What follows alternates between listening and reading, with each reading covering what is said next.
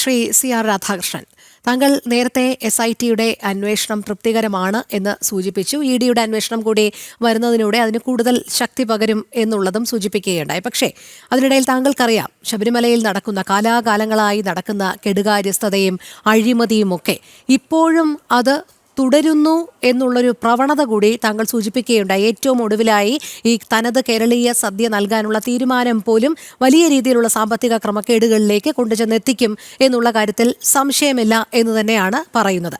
അങ്ങനെയാണെങ്കിൽ നമ്മളിപ്പോൾ ഒരു സ്വർണ്ണക്കൊള്ളയിൽ അന്വേഷണം തുടങ്ങുന്നു. അന്വേഷണം ഇങ്ങനെ നീണ്ടുപോകുന്നു. പ്രതിപട്ടികയിൽ പലരും വരുന്നു. ഉദ്യോഗസ്ഥരാണിപ്പോൾ നിലവിൽ വന്നിരിക്കുന്നതൊക്കെ.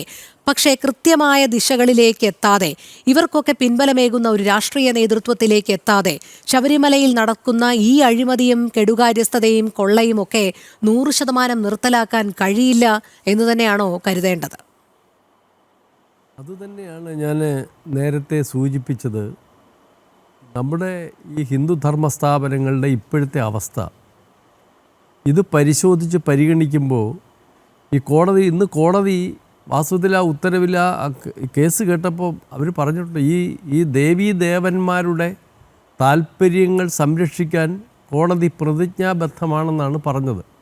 പക്ഷേ ഏതെല്ലാം കാര്യത്തിൽ എപ്പോഴെല്ലാം കോടതിക്ക് ഇത് മാത്രമേ നോക്കാനുള്ളൂ? ഒരുപാട് കാര്യങ്ങളില്ലേ. അപ്പോൾ ഇത് നമ്മൾ വീണ്ടും ഇവിടെ ഇതുപോലുള്ള നിയമരഹിതമായ പ്രവർത്തനങ്ങൾ ധാരാളം ചെയ്യുക, അത് വീണ്ടും ഇവിടെ ഇപ്പോൾ ഇത്രയും വലിയൊരു കോലാഹലമുണ്ടായ ഒരു സാഹചര്യത്തിൽ നിയമിക്കപ്പെട്ട ബോർഡും നിയമിക്കപ്പെട്ട ദേവസ്വം കമ്മീഷനും യാതൊരു നിയമങ്ങളും തത്വം അനുശാസിക്കുന്ന തരത്തിലല്ല പോകുന്നതെന്നുള്ളതാണ് നമുക്ക് ഇപ്പം വന്നുകൊണ്ടിരിക്കുന്ന വിവരങ്ങൾ കിട്ടുന്നത്. ഇപ്പം നമുക്ക് സാധാരണ ഭക്തജനങ്ങൾക്ക് തോന്നും, ശബരിമല അന്നദാനത്തിൽ ഈ പുലാവിന് കൊടുക്കുന്നതിന് പകരം കേരളീയ സദ്യ കൊടുക്കാൻ തീരുമാനിച്ചു. അതിലെന്താണ് ഇത്ര അപാകത? നിലവിലതൊരു 3-4 കോടി രൂപയുടെ അമിതമായ ചെലവ് വരുത്തുന്ന ഒരു സംവിധാനമാണ്. അതിൽ ഒരു വർഷം വരുന്ന ഇപ്പം നിലവിലൊരു 6-7 കോടി രൂപയാണ് അന്നദാനത്തിന് വേണ്ടി ഈ സ്ഥാപനം ചെലവാക്കുന്നത്. അപ്പോൾ ഇവിടെ ഈ നിസ്സാരമായി 75 രൂപ ഒരു ആൾക്ക് അധിക ചെലവ് വരുമ്പോൾ അതിൻ്റെ ഒരു വർഷത്തെ കണക്ക് വരുമ്പോഴത്തേക്ക് 4-5 കോടി രൂപയുടെ ഈ 5 കോടി രൂപയുടെ ഇൻവെസ്റ്റ്മെൻറ്റുള്ള കാര്യത്തിലാണ് ചട്ടങ്ങൾ പാലിക്കുന്നില്ല എന്ന് പറയുന്നത്. കോടതി പലതവണ പറഞ്ഞിട്ടുണ്ട് 20 ലക്ഷം രൂപയിൽ കൂടുതലുള്ള വർക്കുകൾ, സാമ്പത്തിക ബാധ്യതയുള്ള കാര്യങ്ങൾ ചെയ്യുമ്പോൾ ഒരു പെർമിഷൻ എടുക്കണമെന്ന് പറഞ്ഞിട്ടുണ്ട്. അത് പാലിക്കുന്നില്ല. 2019 CVCയുടെ സെൻട്രൽ വിജിലൻസ് കമ്മീഷൻ്റെ ചില അഭിപ്രായങ്ങൾ ക്രോഡീകരിച്ചിട്ട് കോടതി കർശനമായി നിർദ്ദേശം കൊടുത്തു. നിങ്ങൾ സ്റ്റോർ പർച്ചേസ് റൂൾസ്, അതുപോലുള്ള ഈ ടെൻഡർ സംവിധാനങ്ങൾ, ഇതൊക്കെ ഇവിടെ നിങ്ങൾ പാലിക്കണം. എവിടെ പാലിക്കാൻ? ഇത് വളരെ ചെറിയ ഒരു കാര്യം പറയാം. നമ്മുടെ മധ്യ തിരുവിതാംകൂറിൽ ഒരു ക്ഷേത്രത്തിൽ ഈ അടുത്ത കാലത്ത് ഒരു ക്ഷേത്രത്തിൽ ഒരു സബ് ഗ്രൂപ്പ് ഓഫീസർ ഏതോ ഒരു സാധുവായ ഭക്തൻ്റെ വഴിപാടിന് ചെന്നപ്പോൾ വലിയ തുക ചോദിച്ചു.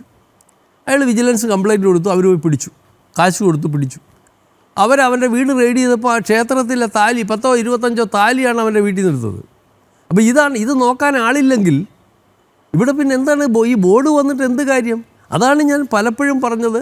നിലവിലുള്ള സംവിധാനത്തിൽ ഒരു 5-6 വർഷത്തേക്ക് ബഹുമാനപ്പെട്ട കോടതിയുടെ നിർദ്ദേശാനുസരണം, അല്ലെങ്കിൽ കോടതിയുടെ മേൽനോട്ടത്തിൽ ഒരു ഭരണ സംവിധാനം, ഒരു സ്വതന്ത്രമായ ഒരു ഭരണ സംവിധാനം ഒരു 5 വർഷത്തേക്കുണ്ടായില്ലെങ്കിൽ ഈ സ്ഥാപനത്തിനൊരു അച്ചടക്കമുണ്ടാവില്ല. ഇത് കുത്തിക്കെട്ടാൻ വലിയ പാടാണ്. കാരണം പുതിയ ബോർഡ് വന്നു, ഒരുപാട് കോലാഹലങ്ങൾ നാട്ടിലുണ്ടായി, ഒരുപാട് അപവാദങ്ങളുണ്ട്, ഒരുപാട് ഭരണ സംവിധാനത്തിലെ പിഴവുകളുണ്ട്. അപ്പോൾ ആ പിഴവുകൾ മാറ്റുക. നമുക്കറിയാം, അറ്റൻഡൻസ് പോലും ആ സ്ഥാപനത്തിൽ കറക്റ്റല്ല. പ്രോക്സി സർവീസ് 20% തൊഴിലാളികൾ പ്രോക്സി നടത്തുന്നുണ്ട്. ഇതൊക്കെ പുറത്തു വന്ന കാര്യങ്ങളാണ്.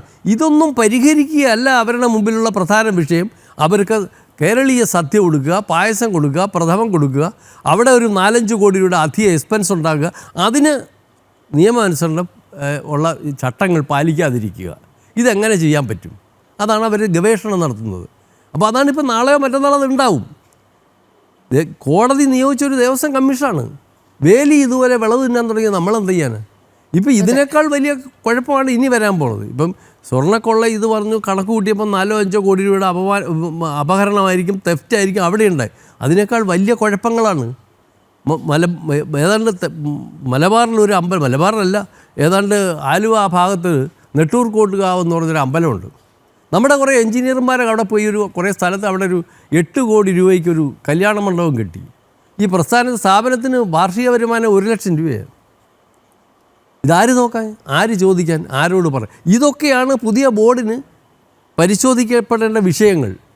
ജീവനക്കാരുടെ അച്ചടക്കം, സ്ഥാപനത്തിലെ സാമ്പത്തിക ഭദ്രതയില്ലായ്മ, ഇതൊക്കെ, ഈ അപഹരണം, ഇതൊക്കെ പരിഹരിക്കാനുള്ള നിയോഗിച്ച ബോർഡും ആദ്യം മുതലേ ചെയ്യുന്നത് ഈ പരിപാടികളാണ്. അപ്പോൾ ഇതാവുമ്പോൾ എങ്ങനെയാണ് നമുക്ക് ഈ സ്ഥാപനം ഇങ്ങനെ ഈ നിലവിലുള്ള ഭരണവ്യവസ്ഥയിൽ മുന്നോട്ട് പോവുക എന്ന് പറയുന്നത് വാസ്തവത്തിൽ എനിക്കത് ഒരു ന്യായീകരണമൊന്നും പറയാൻ പറ്റുന്നില്ല.